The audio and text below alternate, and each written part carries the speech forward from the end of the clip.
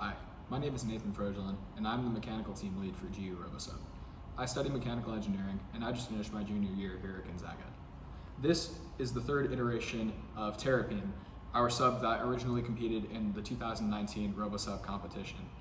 I was not a part of the club in the year that this sub was originally designed, but I've been a part of the team as it has been modified and improved both last year before the pandemic and during this school year. Our sub consists of the central hull, which houses our electrical components and the batteries within a waterproof casing. Our frame is made of 80/20 angel aluminum, which also supports the 4 motors and the camera. And at some point next year, we'll also support the torpedo launcher and hydrophones. The subsystem requirements most relevant to the whole design are the vehicle weight, the requirement that the battery be inside a sealed waterproof container, and that the vehicle be positively buoyant after the kill switch is pulled. We do not currently have the means to weigh the sub, but we do know that it is well under the 84-pound weight limit as it is here. The onboard battery is contained within this waterproof container, which also includes leak sensors to let us know if there is a small or critical leak within the box. And finally, through testing the sub in the on-campus Gonzaga pool, we can confirm that the vehicle is positively buoyant after the kill switch is pulled.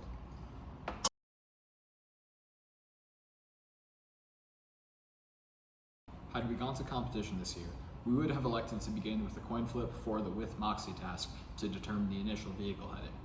Then, the sub would descend to a specific depth, locate the gate, and travel toward it.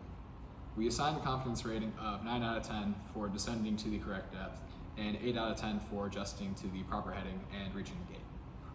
For the choose your side task, the sub will perform a spin before entering the gate for extra style points, and we assigned 8 out of 10 for successfully completing the maneuver. However, the team only assigned a 5 out of 10 rating for choosing the correct side, meaning that we are confident the sub will successfully pass through the gate, but there is a 50-50 chance of passing through the correct side. Finally, for Cash or Smash, the team assigned a 3 out of 10 confidence rating for locating the octagon and surfacing in the proper location. Our competition strategy prioritizes going at a steady pace and completing tasks. The team prefers to perfect one task before shifting focus to another one during the design and testing phases. From a purely mechanical perspective, all of the tasks are 100% possible. From our pool tests, we can see that the vehicle is balanced, all the motors are fully functional, and the vehicle is small enough to pass through the gate. The ratings were assigned based on the embedded systems and mission computer team's confidence in completing each task based on the 2019 competition and the pool tests, which were unfortunately limited this year due to COVID-19 restrictions and issues with the pool. For example, the vehicle was able to locate and pass through a gate at the previous competition, and was also able to pass through an orange PVC pipe gate that we have here for use during pool tests, which is why we assigned a high rating to those tasks. However, we assigned a low rating to surfacing in the correct location because we have not previously completed this task in competition or in the controlled pool environment.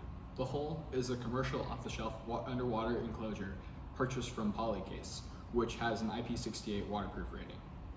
The box was chosen because of its waterproof rating, size, cost, and clear lid so that all LED indicators inside can be easily seen while the box is sealed.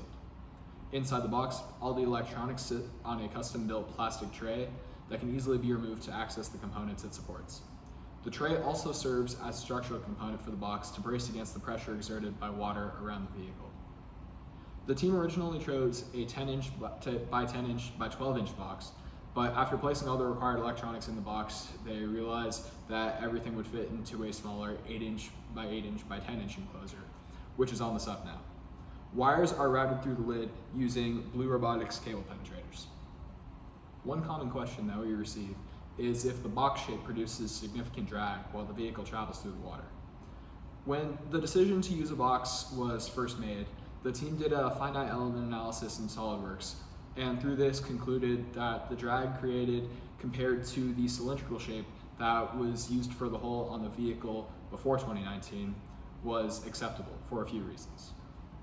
Because we are not prioritizing speed at this time, just the completion of tasks, and also that the box allows for far easier access to the electrical components on the inside.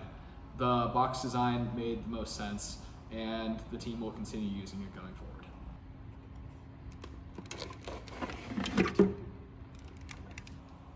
The hull also includes leak sensors that were installed by the electrical team and upgraded for this year.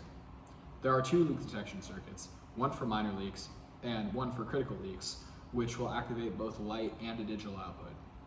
The probe for minor leaks is located at the bottom of the hull, while the probe for major leaks is located half an inch up from the floor. As of now, only the light is functional, which indicates that either a minor or critical leak has been detected depending on the color of the light it displays. For pool tests, this is the signal for the person in the pool to pull the kill switch. Next year, the team hopes to interface with the microcontroller to instruct the sub to surface, or with relays, cut power to the sub, depending on if a minor or critical leak is detected. The upgrades for this year include remounting the probes to the tray so they do not have to be unplugged every time the tray is removed from the sub, and an Arduino-based monitoring LCD screen that will be mounted to the lid to flash the words "leak detected" for better visibility than just the light.